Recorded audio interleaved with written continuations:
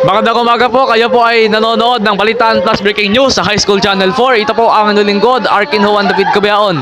Mga kabalitaan, nagaganap po ngayon ng Love in Carnival event dito po sa Mother Teresa Colegio de Noveleta. At sa mga oras na ito po ay nandito po ang mga opisyal ng SSG para maghanda ng kanilang mga ilalagay sa event. Ang event po ay magtatagal mula alas 7 ng umaga hanggang alas 5:30 ng hapon. Dito po sa paaralan pa rin. Sa stage naman po ay inilalagay din po yung mga decoration sa stage para po sa kaganapang ito. Samantala po, ilan po mga mag-aaral po ang bumababa. Ilang ulit na po sila bumababa para makahingi po ng stock o ng halik.